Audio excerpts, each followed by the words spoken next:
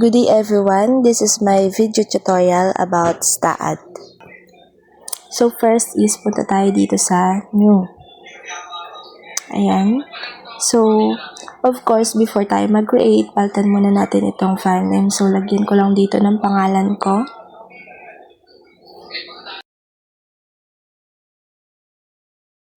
So, ayan, kapag okay na, pili lang tayo dito kung saan natin siya isi-save. So, dito ko siya isi-save sa desktop.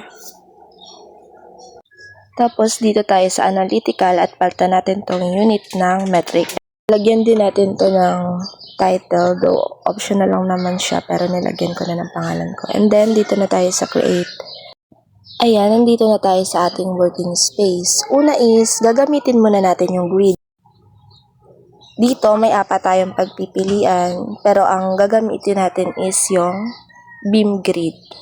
As you can see guys, yan, pantay-pantayan sila. So, paano natin mababago yan?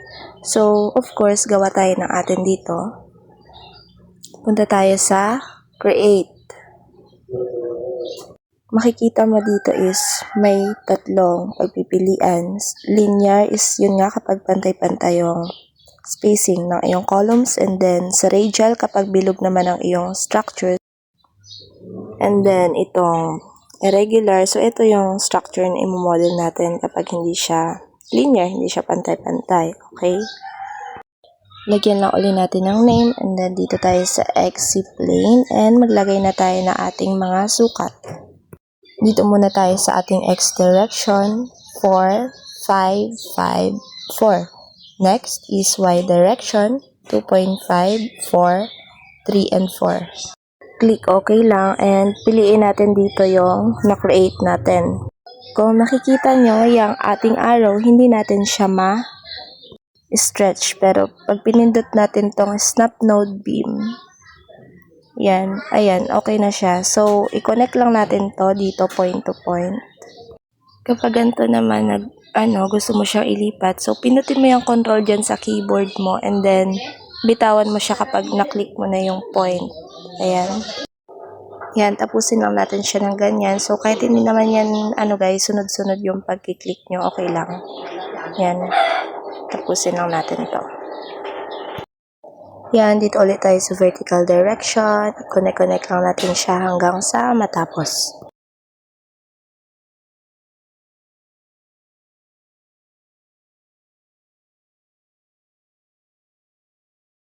Ito guys, hindi ko pala siya itutuloy yan hanggang dyan sa dulo kasi open yung area na yan. So, after nyan, escape lang natin.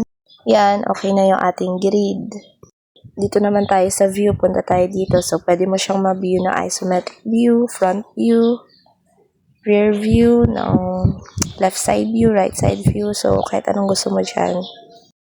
So, punta naman tayo dito sa select. So, yan, makikita mo dyan yung mga cursor. So, pwede mo siyang palitan ng nodes cursor or beam cursor. Punta lang tayo dito sa left side view and highlight natin ito. And then, copy nodes and paste nodes. So, yan, may lalabas dyan na paste with move. So, dito tayo sa Y direction. So, pababa siya. So, lagyan natin ang ating height na negative 3 meters.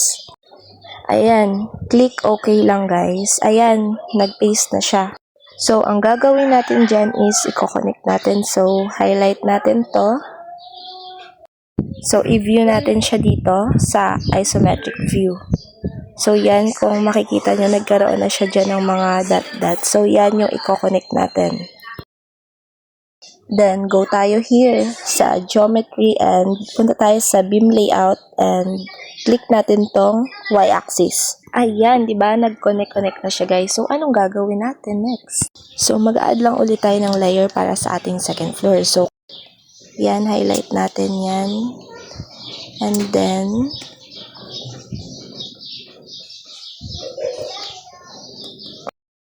pagka-paste natin, lagyan lang ulit natin siya ng distance na 3 meters. So, positive na kasi pataas na siya guys. So, ayan. O, diba? Nagkaroon na siya ng layer dun sa taas. Ayan, okay na guys. Tapos na to. Pwede na. Charot. So, okay. Tapos na tayo dito sa geometry. Dito naman tayo sa properties. So, go tayo here sa define. So, yung ating column guys is isa lang naman yung dimensional linagay natin, 400 by 400, and then yung ating beams naman is 300 by 400. I-define na natin yung material natin. So, property is rectangle, ang ating YD is 0.4 meter, and ZD is 0.4 meter. Ang material naman natin is concrete. So, ang ating first na define is para yon sa column. So, add. Next is yung ating beam na 300 by 400. So, dito is 0.3 meters sa YD and sa CD naman is 0.4 meters. Click lang ulit natin yung add. Next dito mga guys is uunahin natin na assign itong ating column. So, yung number 1 dyan. So, pwede natin itong i-assign ng paisa-isa. Ayan, click lang natin ito. At pwede nating pindutin itong sa baba na assign to selected beams. But since isa lang yung sukat na ating column, ipag-iisa na lang natin para hindi tayo mahirapan.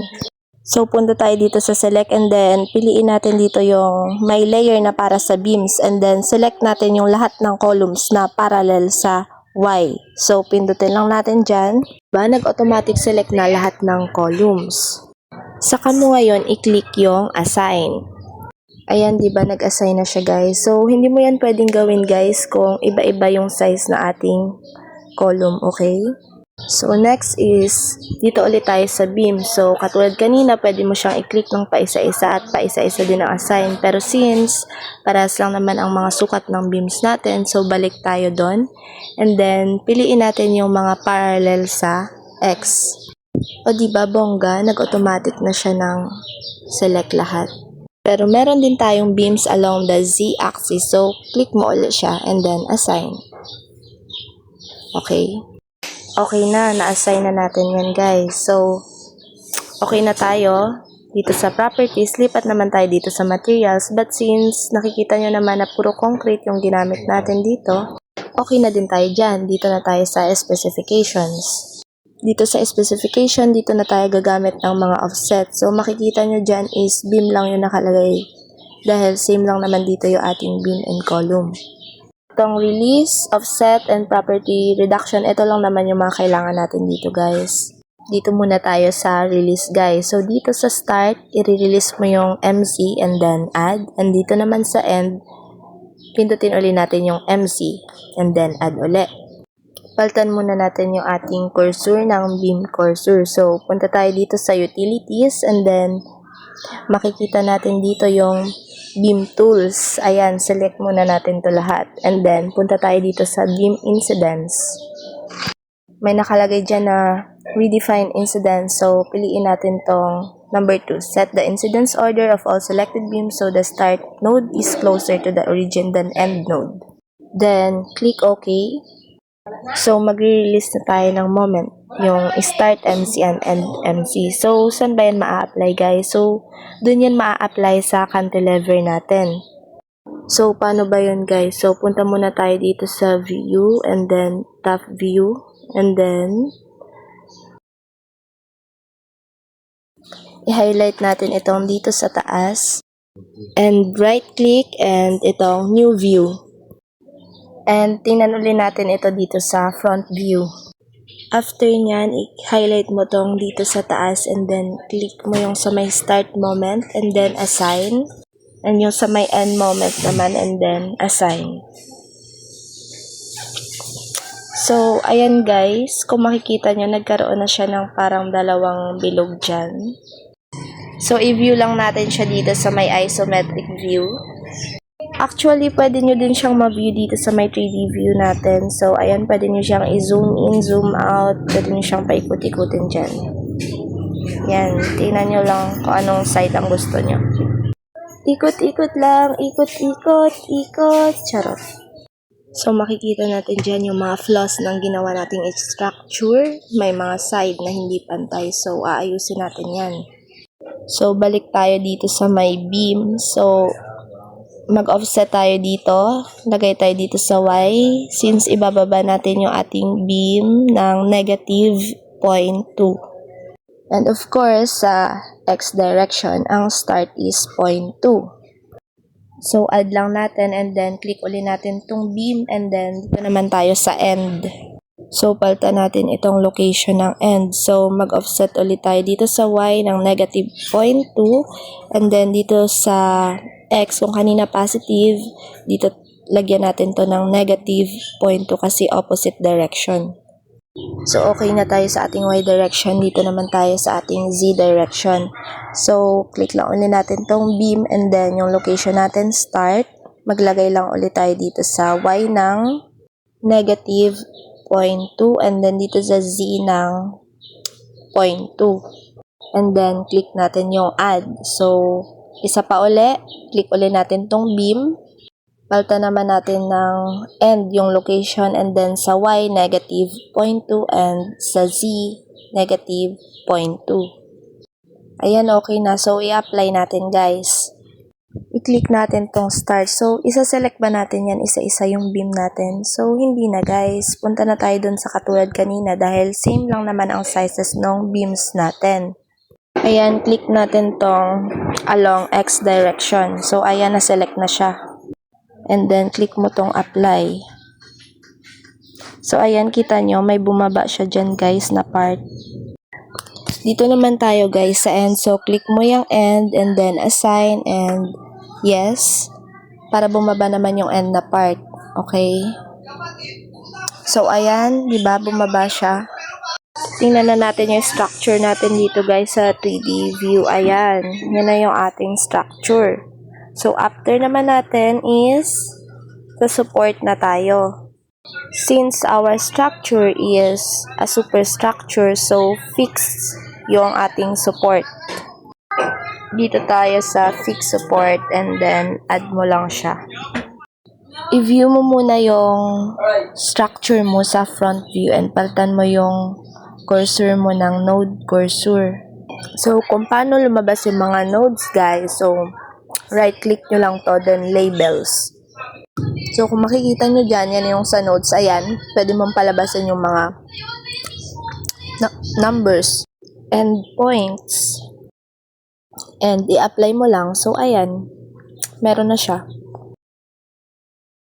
Kung gusto mo din nga baguhin yung color niya, punta ka lang dun sa may display option and then baguhin mo din yung font kung gusto mo.